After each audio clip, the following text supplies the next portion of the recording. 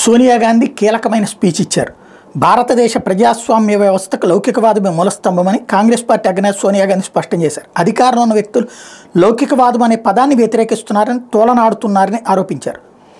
అసలు ఈ మాటే వారికి నచ్చడం లేదని ఆక్షేపించారు. ఈ పరిణామం వల్ల అంతిమంగా సమాజంలో విభజన పెరిగిపోతుందని మనోరమ ఇయర్ బుక్ 2024కి రాసిన వ్యాసంలో సోనియా ఆందోళన వ్యక్తం చేశారు. అధికార పదవుల్లో కొనసాగుతున్న వ్యక్తులు ప్రజాస్వామ్యానికి కట్టుబడి ఉన్నట్లు చెబుతూనే ప్రజాస్వామ్య వ్యవస్థ రక్షణ కవచాలను బలహీనపరుస్తున్నారని వివరించారు. ప్రజాస్వామ్యం, లౌకికవాదం పరస్పరం లోతుగా అనుసంధానమైన ఉంటాయని చెప్పారు.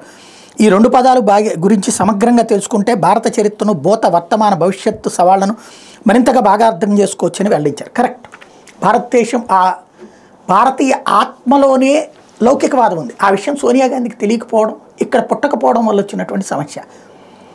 భారతీయ దేశంలో బౌద్ధం, జైనం ఇవన్నీ ఆ తర్వాత వచ్చినాయే. హిందుత్వ ఆరంభం, ఆ తర్వాత బౌద్ధం వచ్చింది, జైనం వచ్చింది, నాస్తికత్వం వచ్చింది. అన్నిటినీ అంగీకరించినటువంటి చరిత్ర ఈ దేశానికి ఉంది.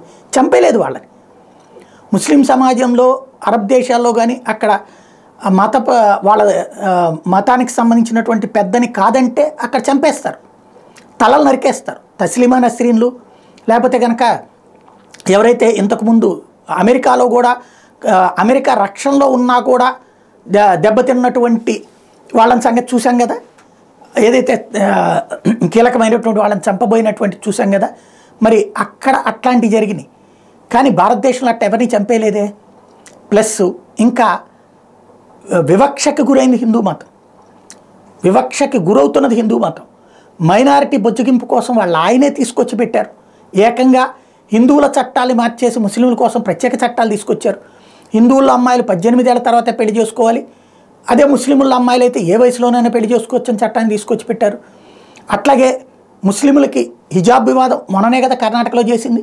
హిందువులు కానీ క్రైస్తవులు కానీ వీళ్ళందరూ మాత్రం యూనిఫాములు ధరించి వెళ్ళాలి, ముస్లింలకి మాత్రం హిజాబులు ధరించి వెళ్ళొచ్చు అన్నటువంటి వివాదాన్ని తీసుకొచ్చింది ఎవరు? కాంగ్రెసే కదా. అక్కడ మరి సెక్యులరిజం అవుతుంది, అది లౌకికవాదం అవుతుంది.